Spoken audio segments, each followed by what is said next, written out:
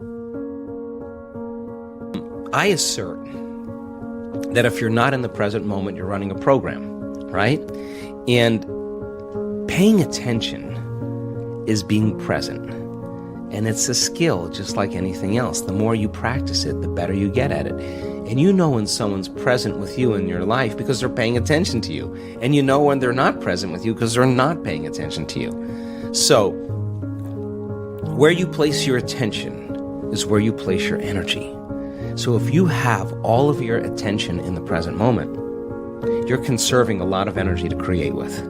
If I'm talking to you and you're thinking about where you're going to go for lunch and who you're going to go with and how you're going to get there, and I'm talking to you, you left the present moment and your attention went to some future. And your energy will go down and you won't be able to comprehend what I said.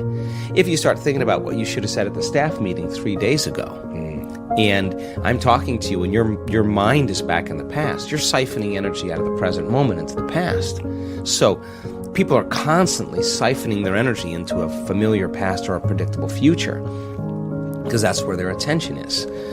And the stronger the emotions that we feel to certain problems and conditions in our life, the more we pay attention to them. So we give our power away to our ex. We give our power away to that big problem. And that's creative energy that we should be able to use to create a new future. So then when a person's sitting in a meditation and they're doing absolutely nothing, and it's 8 o'clock in the morning, and their body for the last 10 years has been going in traffic and getting angry and frustrated in traffic, and now they're sitting in a meditation at 8 o'clock in the morning, the body's going to say, hey, you're off schedule.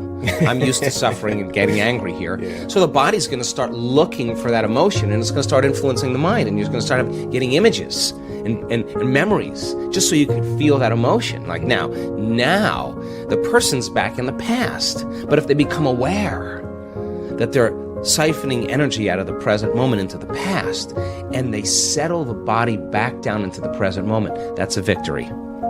And those victories add up, and you're telling the body in that moment that it's no longer the mind, that you're the mind, and that's a victory. And then people get frustrated and they say, I can't meditate. Oh, really? Well, actually, you're doing it right. That's actually what meditate. You're doing exactly what you're supposed to be doing. And then all of a sudden the body says, well, it's 8:15 now. This is when you normally, go get something to eat and you have your coffee and your body's starting to want to get up and do something. You become aware that your body wants to get up and move and you're in the meditation. And you tell your body, You bring it back to the present moment and you settle it back down. You are training the animal. That's a victory. Now you're executing a will that's greater than the program, because most people lose their free will to a program. Now you're telling the body, I'll tell you when we get up, not when you want to get up. You're not the mind, I'm the mind. And that's a victory. Now, we've done the research on this. If you keep doing this and you stay with it, sooner or later, the body's going to surrender to a new mind. And when that happens, Sean, there's a liberation of energy. The body is freed from those habituations and those emotions. The body's going from particle to wave, from matter to energy. And all of a sudden, you're dialing down the anger. You're dialing down the vigilance. And the body now is being conditioned to a new mind. That is the present moment. And when you're in that present moment, something really amazing happens. You forget about you. All of a sudden, you're not your face, you're not your culture, you're not your marital status, you're not your diet, you're not your past. You're basically just an awareness. You're in the unknown. And that is the perfect place to create from. So it turns out that when people do this properly, they heal themselves of anxiety. Why? Because they're no longer obsessing about some future. When they find the present moment, they heal from their depression because they're not a bit hopeless and powerless in their past. The body's conditioned now. And so then, when they overcome themselves in their meditation, and they step out into their life, they are more present. They can connect. They are more patient. They are more loving because they overcome the animal part of themselves.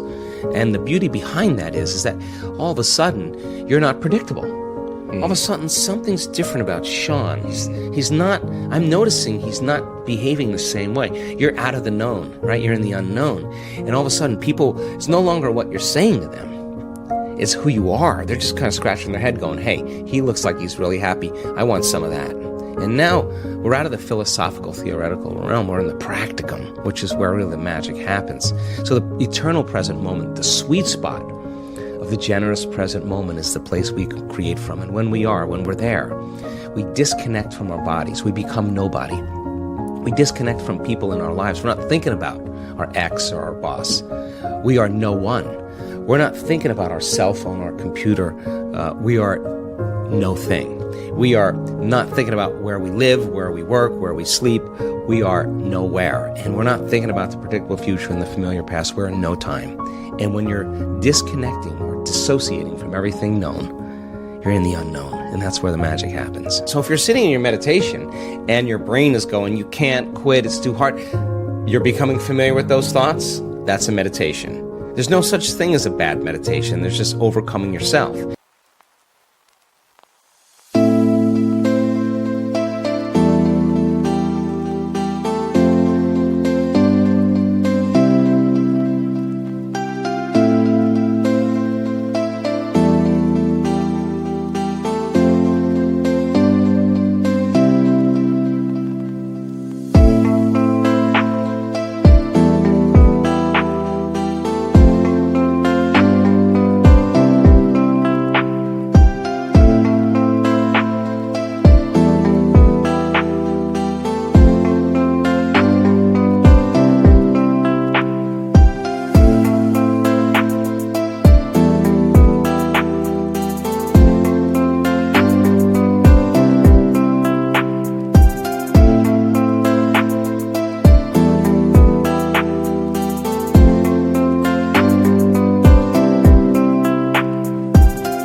You're sitting there and your body wants to get up and do things and check your email and check your texts, and you become aware that it's doing that, and you become familiar with that, you're in a meditation. If you're realizing that you're angry and frustrated and resentful and all you're doing is sitting there, that's in there. Now you're becoming familiar with that old self. That's a good thing. And if you start saying, what thoughts do I want to fire and wire in my brain, and you keep firing and wiring them, you're going to become familiar with those. You start reviewing who you're going to be when you open your eyes, and you keep reviewing it, reviewing it.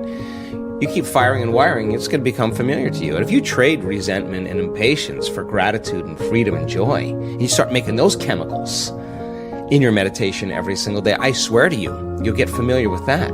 So the process of change is unlearning and relearning. It is breaking the habit of the old self and reinventing a new self. And we use meditation as a way to change our brain and body to be different.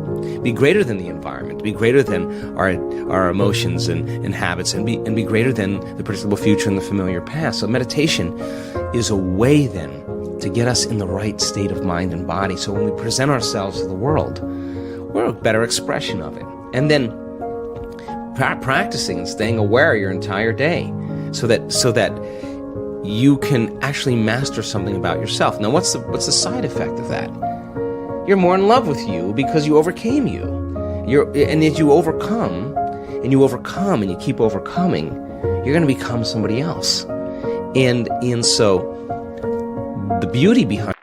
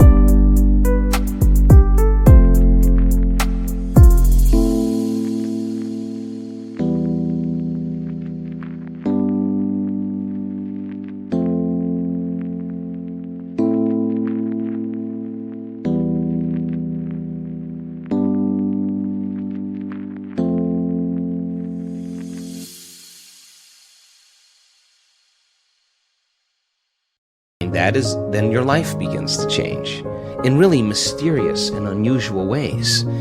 And people say, oh my God, I was so happy I forgot about my back pain or my neck pain, or I forgot about my food allergies, or whatever people are dealing with. Something biologically shifts in them, and they're freer. They're more whole. They're less separate. They feel more pleased and satisfied with themselves, and they really don't care what people think of them. And they really stop judging other people because they're not judging themselves any longer. So you could only talk around these concepts. You really have to really apply them to really begin to see the fruits of your efforts. But common people around the world are doing the uncommon because of it.